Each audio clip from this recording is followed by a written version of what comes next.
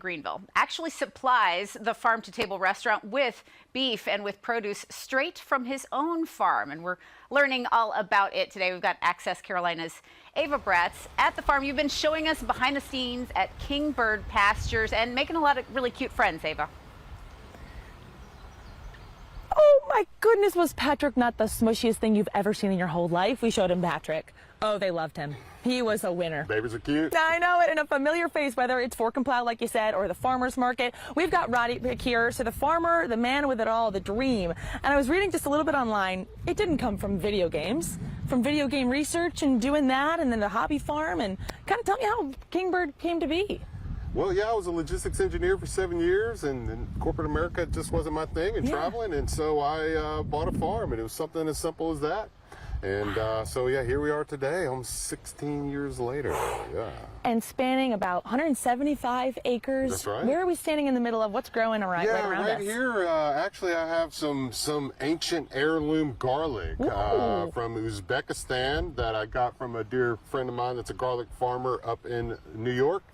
And yeah, this is our third year growing this right now.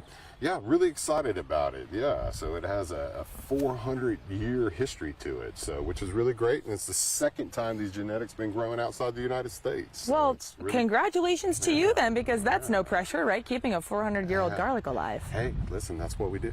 Let the Lord do his work. Yes. And tell me a little bit more about regenerative agriculture. Some might think it's a hot word right now, but it's a practice that you've been doing for a long time. Yeah, regenerative is you know, basically getting back to what we should be doing from an environmental perspective, and just and focusing on what's around us a little more now, and that seems to be degrading over time, and so we're just trying to get it back. Yeah, so going back to the practices, what are some of the big ones that you do here that you're proud of?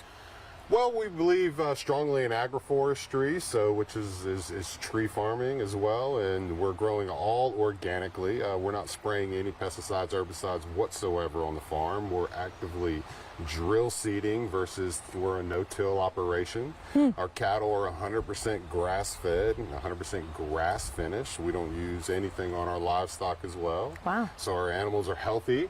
You know, we try to grow the healthiest of produce, and we sell that directly into my restaurant, Fork and Plow. And so that's the truest farm to table was a buzz as well.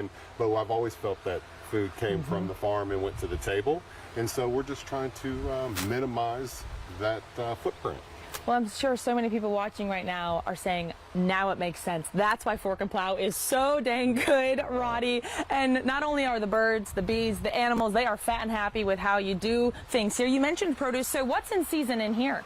Well, what we have growing in here is that this is our greenhouse, which gets extremely hot in the summer. And so coming in right now, we'll have some cauliflower. And once this is harvested, right behind us in the rows to the left that appear to be empty are full with turmeric and ginger, which is what we grow in the hottest part, because these are what these plants are made to grow in, the hotter the climate. And so we propagate everything ourselves from seeds here.